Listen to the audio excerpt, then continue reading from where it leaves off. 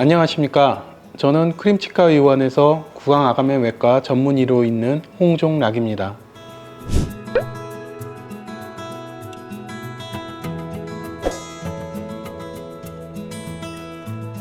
치과에서 말하는 수면치료란 진통제를 이용해서 덜 무섭고 진통제를 이용해서 아프지 않게 치과치료를 받는 것입니다.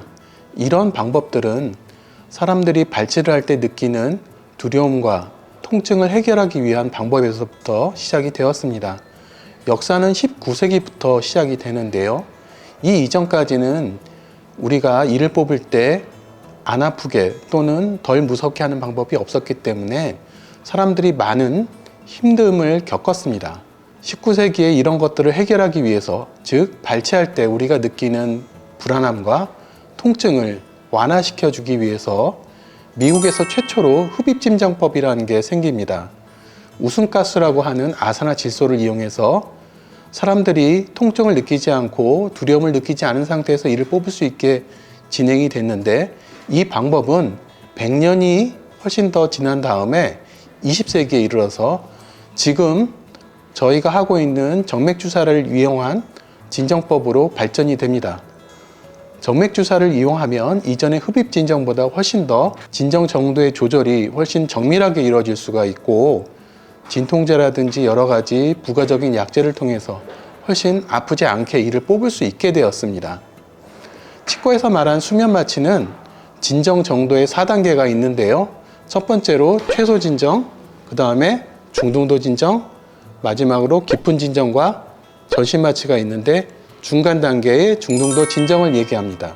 중등도 진정이란 상태는 우리가 기계의 도움 없이 환자가 스스로 호흡을 할 수가 있고, 기도 반사나 연화 반사 같은 반사 작용이 원활하게 이루어지고 있고, 마지막으로 의료진과 환자가 서로 대화를 나누면서 지시를 따르고 소통할 수 있는 상태를 말합니다.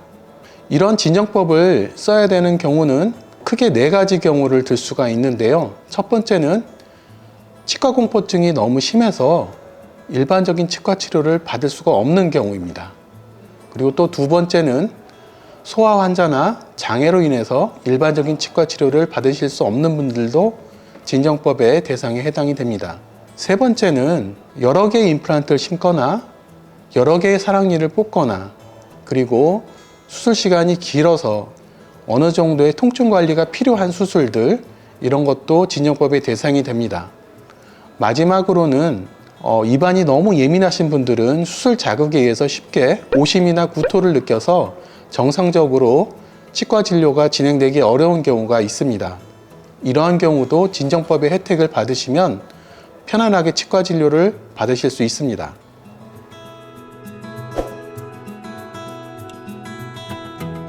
네, 수면 마취 방법과 준비 과정은 여러분들이 받는 위내시경과 다르지 않습니다.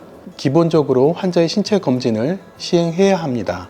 그리고 전신 병력과 향정신성 약물 관련 이력을 확인해야 되고요. 그리고 진정법에는 경구약 진정과 흡입 진정이 있지만, 성인에서는 일반적으로 정맥주사를 이용한 진정법을 시행하고 있습니다. 정맥주사를 이용해서 진정제라는 약물을 투여하고 진통제라는 약물도 같이 투여합니다.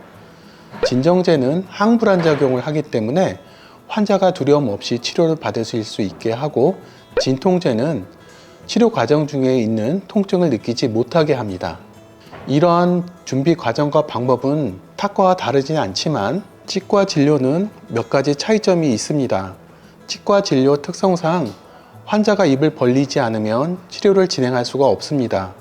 그리고 치료 과정 중에 침이나 피가 고이기 때문에 적절한 석션이 필요하고요. 그래서 수면 치료 과정 중에 2가지를 신경 써야 합니다. 먼저 환자의 협조 요구와 기도 반사 유지를 위해서 진정 정도가 정밀하게 조절돼야 됩니다. 시간을 충분히 가지더라도 적절한 진정 정도를 얻을 때까지 충분히 기다리는 것도 필요합니다.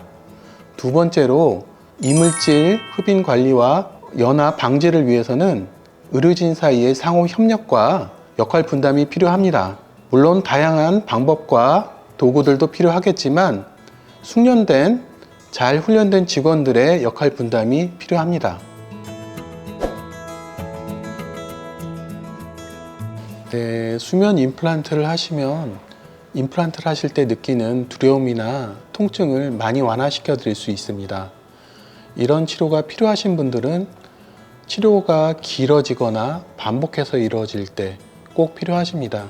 첫 번째, 치료가 다수의 임플란트를 심거나 발치한 다음에 즉시 식립을 하시거나 아니면 복잡한 뼈이식 술식과 동반해서 임플란트를 하실 때는 치료 술식 자체가 길어지기 때문에 통증 관리도 필요하시고, 그리고 환자들이 긴 시간 동안 힘들어 하는 것을 조금 덜어드릴 필요도 있기 때문에 수면 임플란트를 하시면 이때 많은 도움을 받으실 수가 있고요.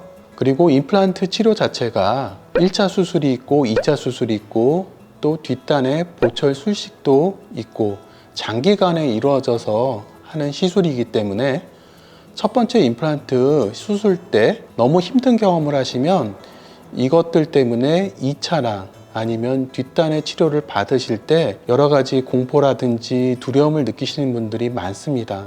따라서 우리가 여러 개의 임플란트 심을 때라든지 수술이 길어지고 힘들어질 때는 수면 진료의 도움을 받으시는 것들이 중요합니다. 수면 마취 중 깨는 경우는 거의 없습니다. 수면 마취 상태에서 환자가 의료진과 이야기를 하거나 약간의 움직임을 보이는 것은 수면 치료 과정의 한 일부분입니다. 이분들은 깨어나신 다음에 자신이 무슨 말을 했는지 기억하지 못하는 경우가 대부분입니다. 수면 마취 자체가 의식하 진정법이라고 어느 정도의 의식이 있는 상태를 전제로 하기 때문에 무의식 상태의 전신 마취에서 각성이 일어나서 의식이 돌아온 것과는 차이가 있습니다. 다만 진정 약물의 효과가 떨어지는 치료의 후반부라든지 아니면 일시적으로 진정 약물의 농도가 올라오기 전에는 다소 이런 각성이 아닌 시술 과정의 기억이 있을 수도 있습니다. 하지만 이런 경우는 흔한 경우는 아닙니다.